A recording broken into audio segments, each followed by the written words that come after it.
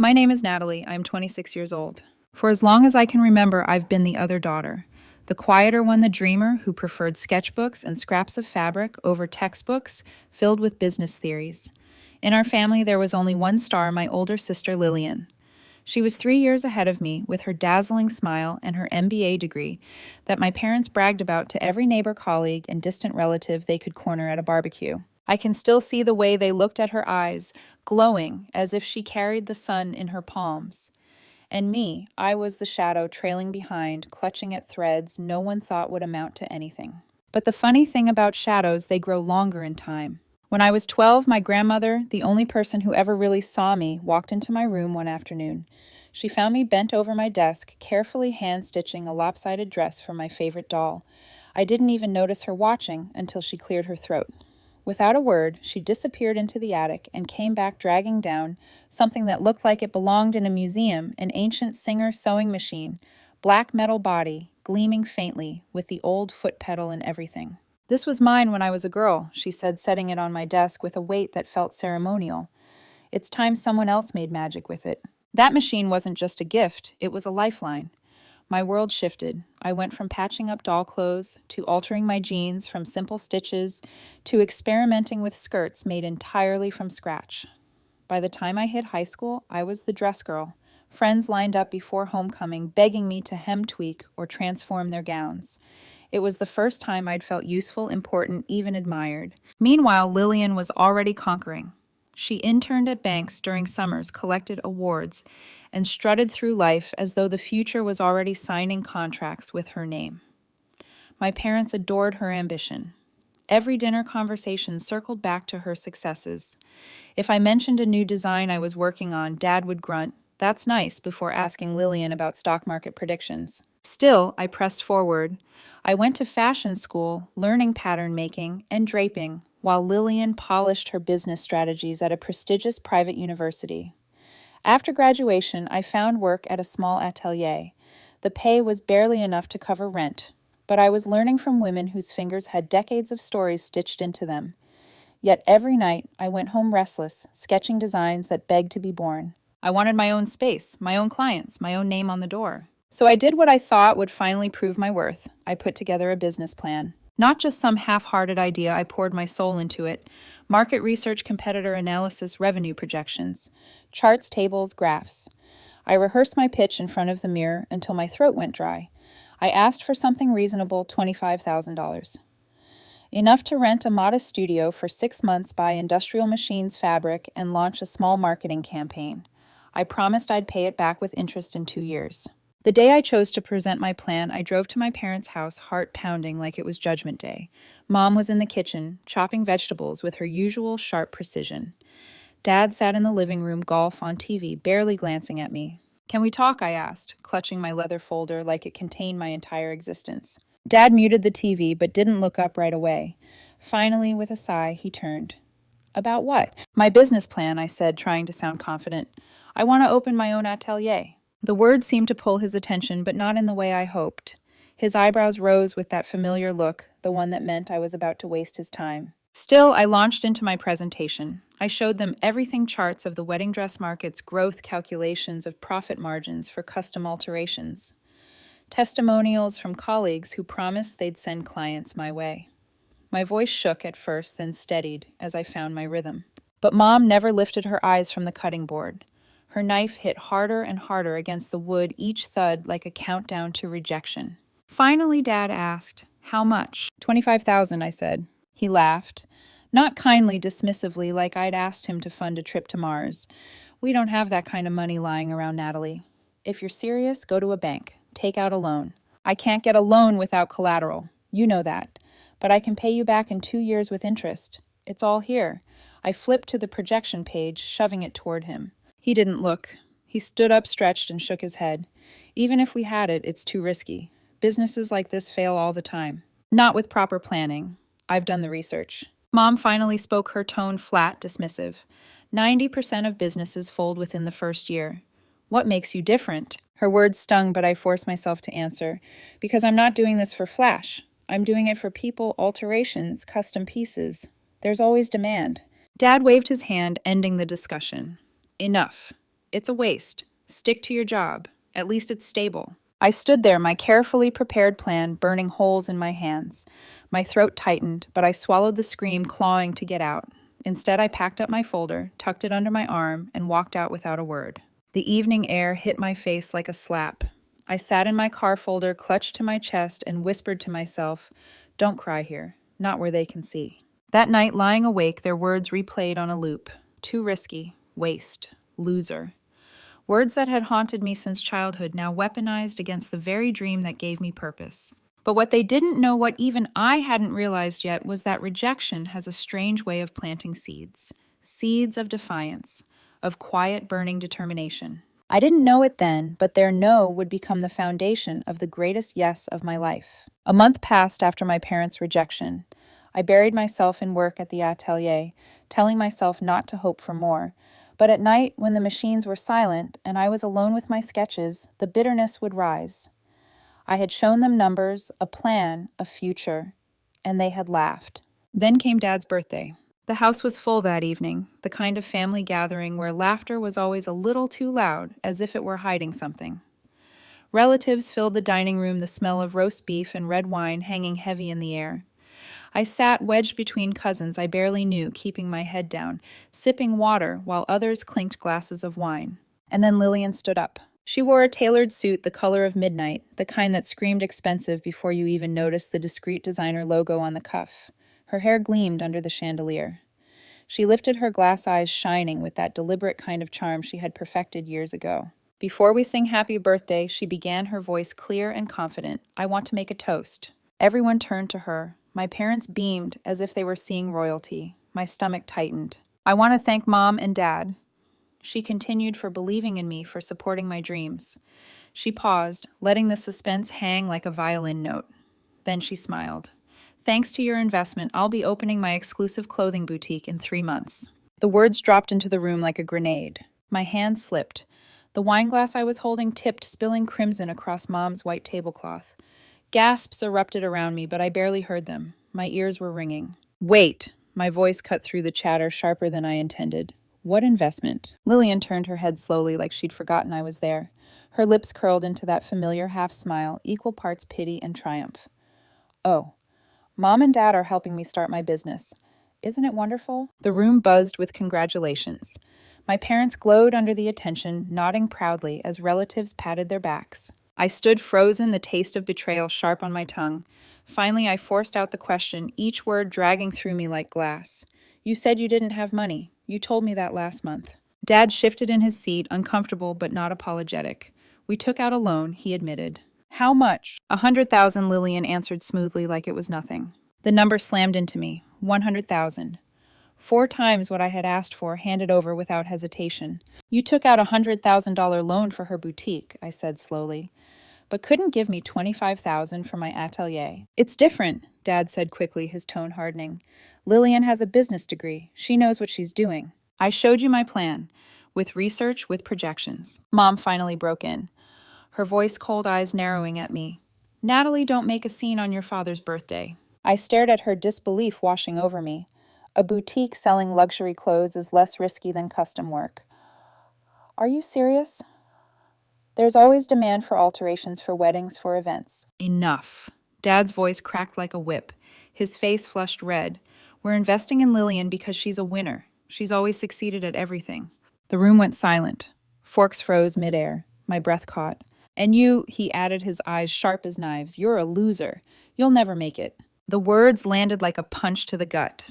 A chorus of memories rose up in my mind, every small dismissal, every time I was told to be realistic, every sigh of disappointment when I talked about my dreams, all crystallized into this one undeniable truth: this is how they saw me.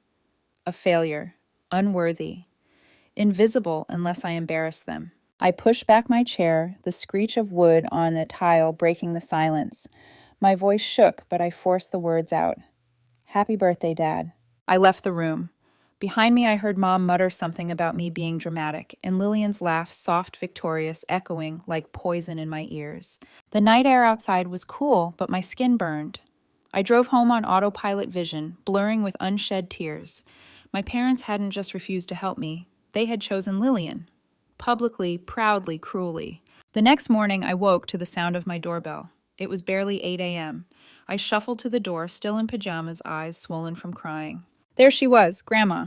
She stood on my doorstep, her enormous purse hanging from one arm, her posture as stubborn and unshakable as ever. Grandma, what are you doing here? Your parents are fools, she said bluntly, brushing past me into the apartment. Always have been when it comes to you girls. They see Lillian as flashy and you as practical, and they mistake flash for success. She set her purse on the table, snapped it open, and pulled out her checkbook. My breath caught. Grandma, no. Hush. I'm old, not dead. And I've decided to give you your share now when you actually need it instead of when I'm 6 feet under. Her hand didn't even tremble as she wrote the check and slid it across the table. I picked it up, glanced at the number, and nearly dropped it. 50,000, my voice cracked. Twice what you asked for. So you can do it right.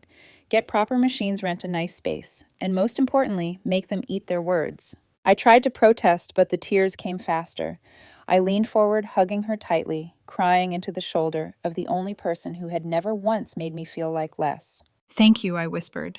Don't thank me, she said firmly. Prove them wrong. Her words settled in my chest like iron, strong, heavy, unbreakable. That day, the scales shifted.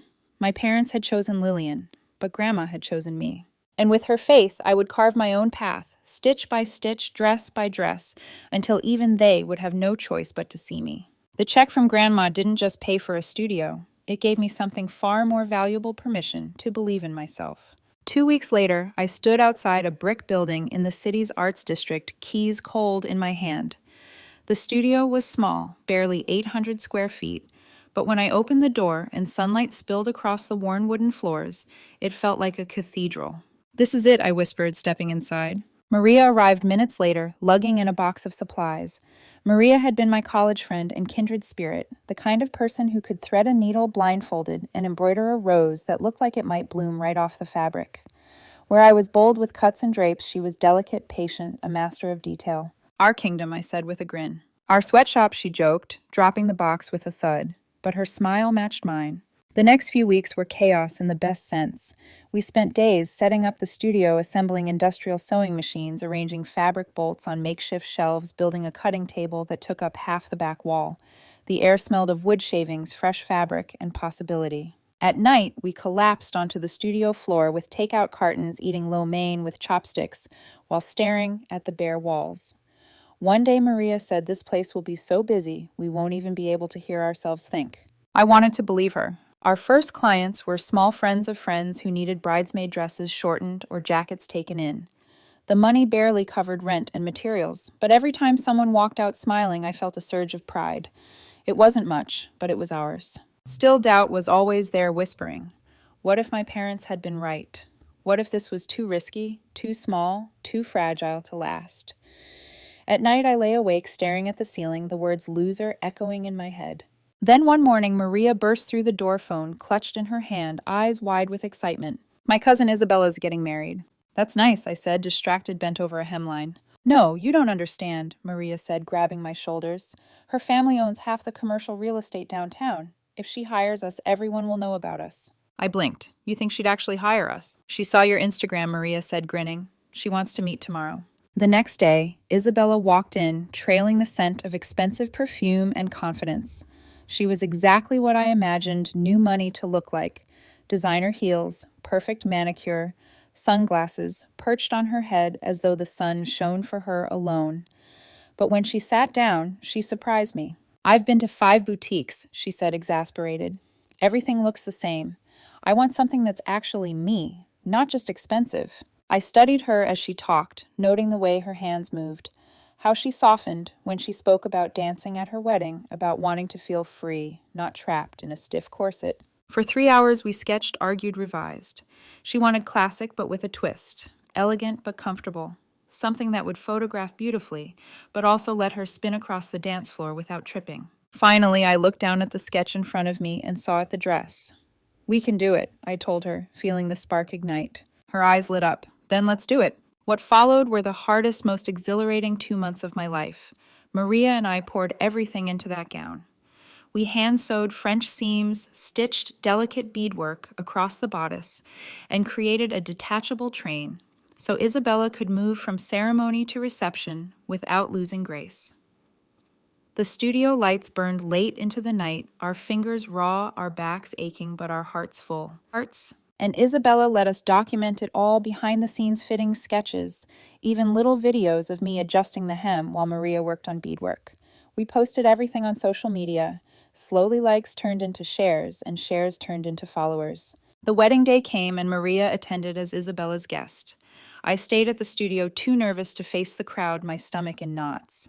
Then halfway through the afternoon, a text from Maria lit up my phone. "You should see this dress. Everyone's losing their minds." I laughed out loud, relief flooding through me. By Monday morning, 17 inquiries waited in our inbox. By the end of the month, we were booked solid for 6 months straight. Maria stared at our order board one night, hands on her hips. "We're going to need help." So we hired 2 seamstresses women who had been laid off from a department store when it downsized. Suddenly, our little studio buzzed with activity. Machines whirred, scissors snipped, fabric swished.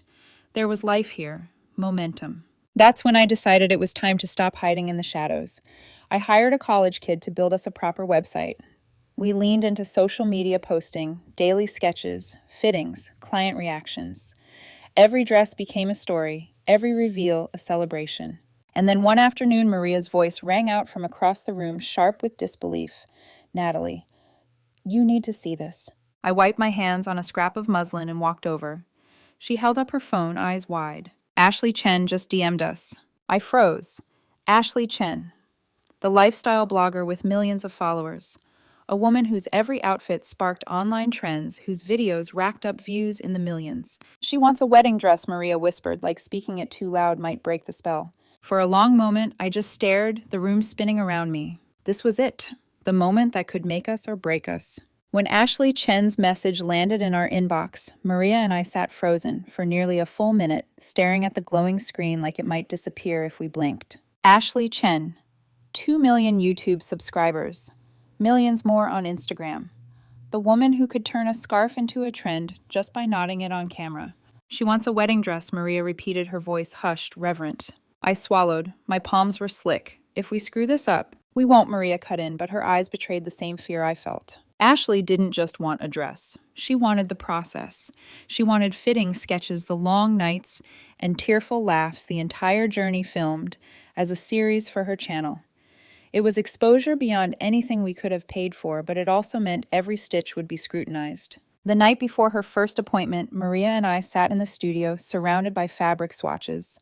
Neither of us touched our tea. "This could make us or break us," I said quietly. "Then let's make sure it makes us." And somehow we did. Ashley was surprisingly grounded for someone with $1 million smile. She knew what she wanted, a modern take on tradition. Something that reflected her heritage but felt fresh. For months, we poured ourselves into the project, documenting every step. Her videos drew millions of views. People commented things like, "I've never cried over a wedding dress before," and "These women are actual magicians." By the time Ashley walked down the aisle in our gown, Natalie's atelier wasn't just a studio anymore. It was a name. Our website crashed from traffic. Our inbox overflowed. Within 6 months, we had more clients than we could possibly handle. I hired 2 more seamstresses, then an assistant to manage bookings. The studio buzzed with a rhythm that felt unstoppable. But while our world expanded, Lillian's was shrinking. I didn't see it at first. I had blocked my family on social media, a small act of defiance that tasted sweeter than I'd admit. But Grandma, ever the messenger, kept me updated. "Your sister's boutique isn't doing well," she told me one afternoon as we shared soup in the studio. "She spends more than she makes. Flashy storefront, expensive decor, but empty racks." I said nothing, just nodded, though my chest tightened. A part of me wanted to feel sympathy. Another part whispered, she chose this. Last month, Grandma added she came to me asking for money. I looked up sharply, and I gave her $50,000, Grandma said, her voice firm. "Same as you. Fair's fair." My stomach twisted. Fair. Maybe in numbers, but not in spirit. Still, I said nothing. 2 months later, Maria rushed into the studio, waving her phone. "Natalie, look." The headline was impossible to miss. Local boutique owner sued for selling counterfeit designer goods. The name below the headline, Lillian. I grabbed the phone, my hands trembling, and read. The article detailed how she'd been passing off cheap knockoffs as authentic designer pieces. A customer had sent a bag in for repair to the actual brand, who flagged it as fake. Investigations followed, and the truth came crashing down. It gets worse, Maria murmured, scrolling. She's facing tax fraud charges, too. The boutique's closing. Lawsuits demanding $300,000 in damages. Tax penalties another 100. The numbers swam in front of me. My breath caught. My parents co-signed the loan, I whispered, realization striking like lightning. Maria's face softened. Natalie? I shook my head, bile rising. They tied themselves to her sinking ship. 2 days later, my phone rang. The screen flashed Mom. For a moment, I considered letting it go to voicemail, but curiosity won. Hello? Natalie. Her voice was tight, frantic. We need your help. No hello, no how are you. Straight to begging. What do you want? My voice was flat. Your sister's in trouble. The business, it's complicated. There were misunderstandings with suppliers. Misunderstandings, I barked out a bitter laugh. She was selling fakes, Mom. That's fraud, not a misunderstanding. Don't be dramatic. Look, the lawyers are expensive and we have to pay back the loan. We thought maybe... You thought I'd bail you out. Silence. Sell the country house, I said coldly. It's worth at least $300,000. That should cover most of it. We can't, Mom snapped. It's been in your father's family for decades. Then that's your choice, I said, my voice steady. Don't call me again. I hung up, blocked the number. For the first time in years, I felt light. They had finally reaped what they'd sown. The studio hummed with life. Our order board overflowed. Clients came from other cities, other states. At night, I'd stand in the empty studio, lights dimmed, listening to the faint echo of machines that had whirred all day and think, this is mine. This is real. And somewhere across town, Lillian's empire was crumbling to dust. The months after Lillian's collapse were the most productive of my life. We had waiting lists stacked 3 months deep, new clients arriving every week through word of mouth and online buzz. For the first time, I wasn't surviving, I was expanding. When Maria and I signed the lease for a second location in the city's shopping district, I felt a thrill so sharp it bordered on fear. The space was perfect polished glass windows facing the street, high ceilings, a showroom designed to dazzle. It was everything my younger self had dreamed of when she sat in her room stitching doll clothes by lamplight. We decided to host a grand opening. No shortcuts this time. Champagne-catered appetizers, a string quartet, professional photographers, the works. I wanted this night to be unforgettable, not just for us, but for every person who had believed in our vision. The evening of the event, the showroom glittered.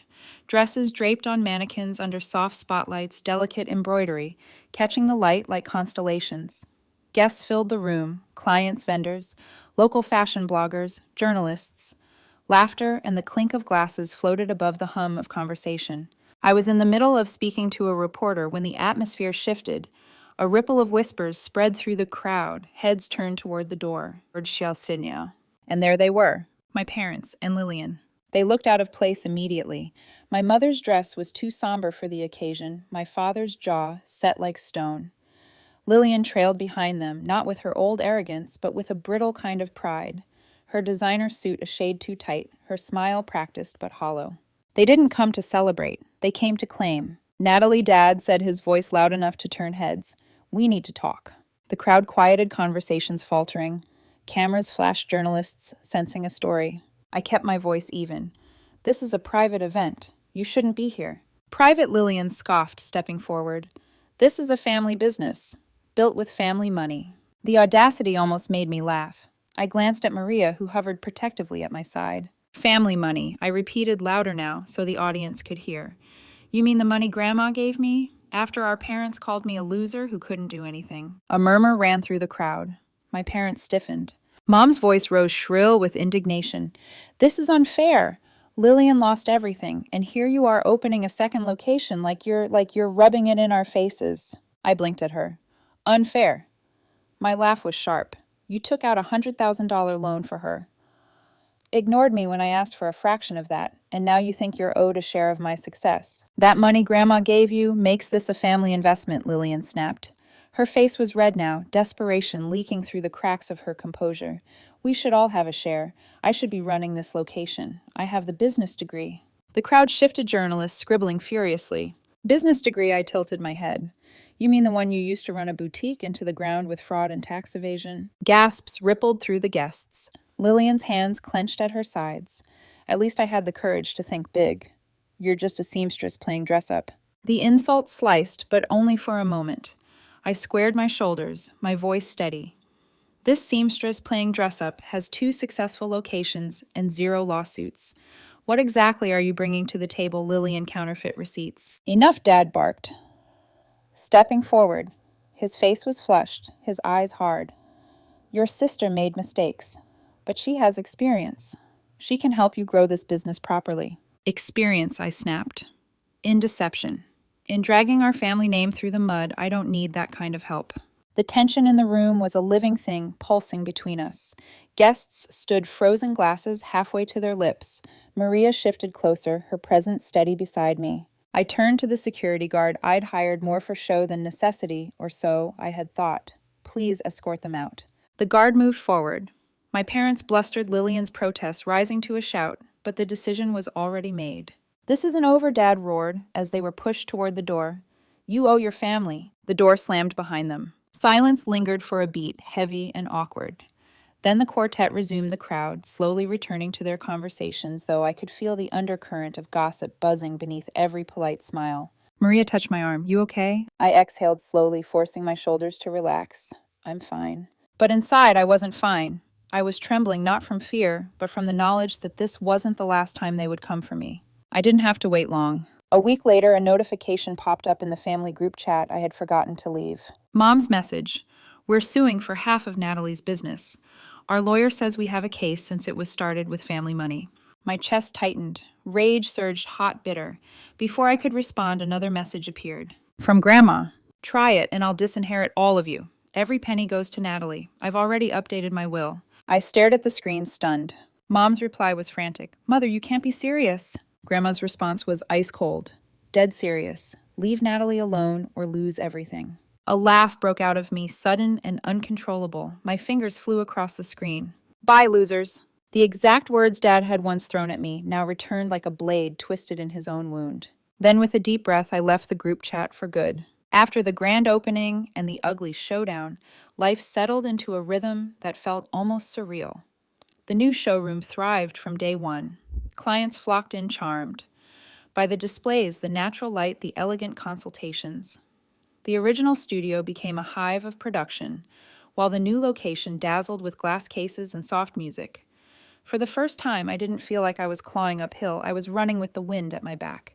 But my family's world, it tilted in the opposite direction. Grandma kept me updated.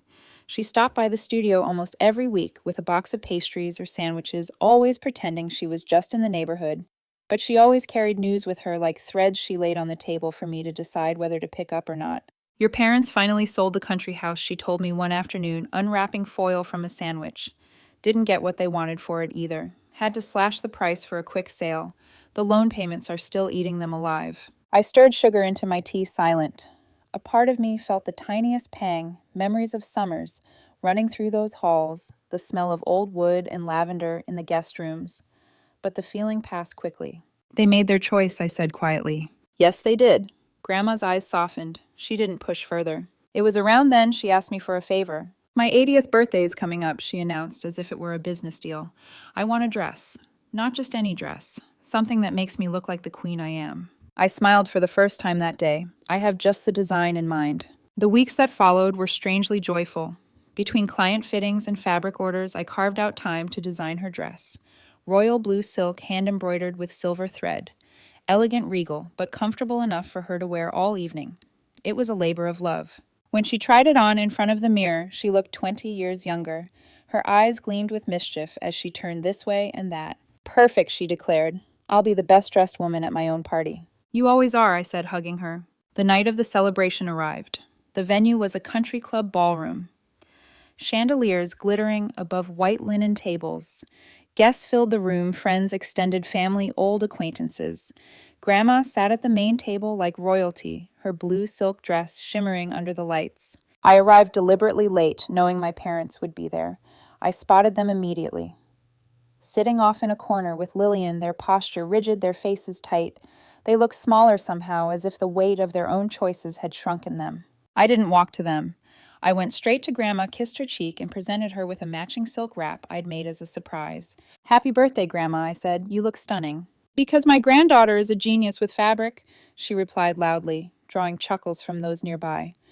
This one, she gestured at me proudly, is the reason I look like a queen tonight. Several guests gathered, asking who designed her dress. Grandma beamed. Natalie's atelier, my granddaughter. She has 2 locations now. I caught Dad's eye across the room.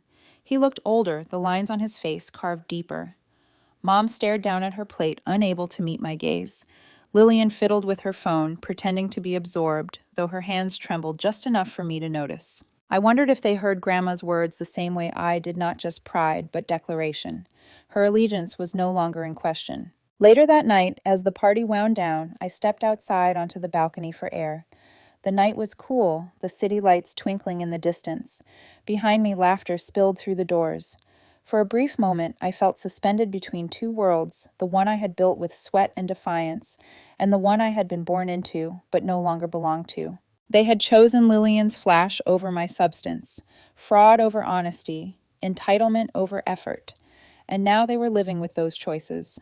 For the first time, I didn't feel anger, just clarity. The night ended with Grandma holding my hand as we left. They looked miserable, didn't they? She murmured, glancing back toward my parents. Yes, I admitted, but that's not my burden to carry anymore. She squeezed my hand, her eyes gleaming. Good girl. In that moment, I realized something important. Revenge wasn't about yelling or fighting. It was about thriving so loudly that the silence of those who doubted you becomes its own punishment. It happened on an ordinary afternoon, months after Grandma's birthday party. I was in the showroom arranging gowns on mannequins for an upcoming trunk show when Maria appeared in the doorway. There's someone here to see you, she said carefully. Says she's your mom. My body went rigid. For a long moment, I didn't move. I had imagined this moment 1,000 times, her showing up begging, blaming, apologizing. In my daydreams, I always knew exactly what to say. But now, my hands trembled as I adjusted a dress that didn't need adjusting. She looks different, Maria added gently. Maybe you should see her. I found her standing near the display gowns, her fingers brushing the edge of a silk bodice. For the first time in my life, my mother looked small. She had lost weight, her posture slouched, her clothes plainer than I'd ever seen. No designer handbag, no sparkling jewelry, just a simple cardigan and eyes that carried too much heaviness. What do you want? I asked, my voice clipped. She turned, startled at my tone. Her lips parted, then pressed together as if she were holding back excuses. Finally, she said I wanted to apologize. The words hung in the air, strange and fragile. I crossed my arms. It only took you losing everything to figure that out. She flinched as though struck. We haven't lost everything, she said quickly, as if that mattered.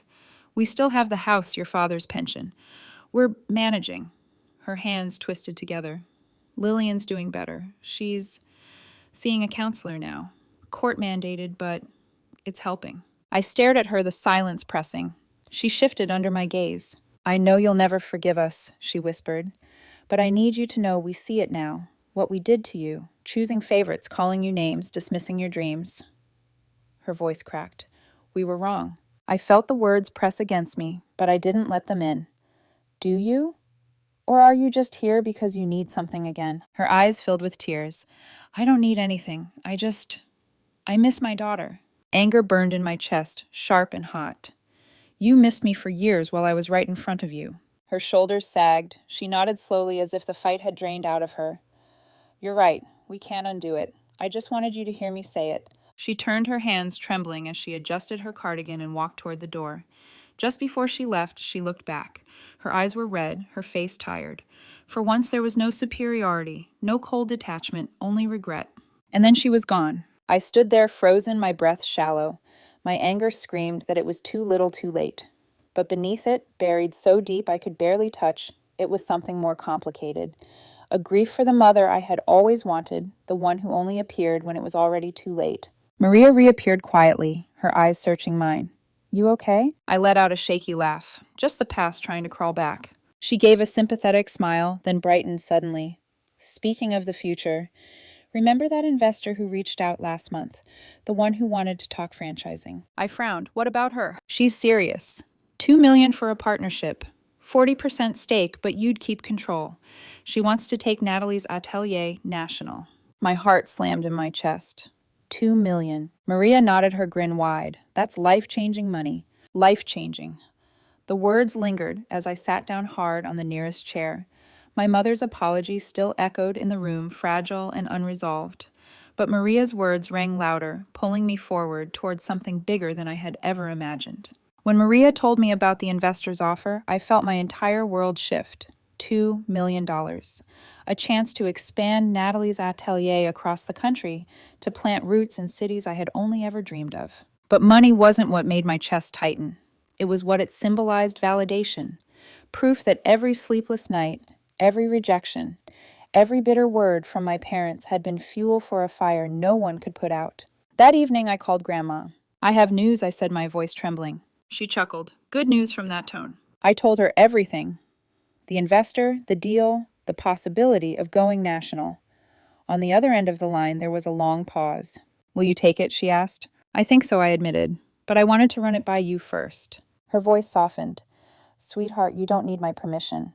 You never did. The money I gave you, that was just paper. Belief is what mattered, and you've proved me right 100 times over."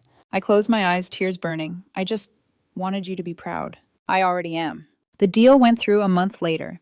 The first new franchise would open in New York, followed by Los Angeles and Chicago. Contracts were signed, plans drawn, and suddenly my little studio had become the seed of a national brand. The night before the contracts were finalized, I gathered my team at a restaurant we could barely have afforded just a year ago. We rented the whole space, laughed over too much champagne, toasted to everything we had built together.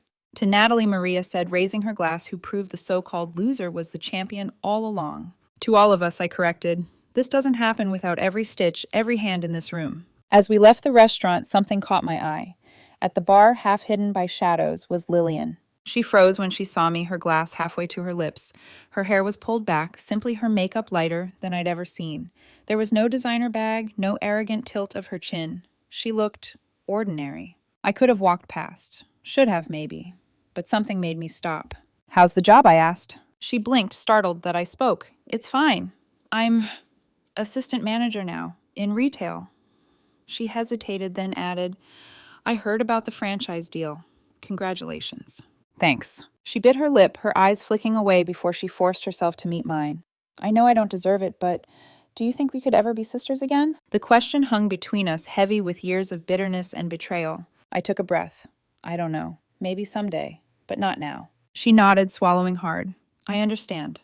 I really am sorry, Natalie, for everything." I didn't reply. I just walked away, leaving her at the bar with her unfinished drink and the weight of choices she couldn't undo.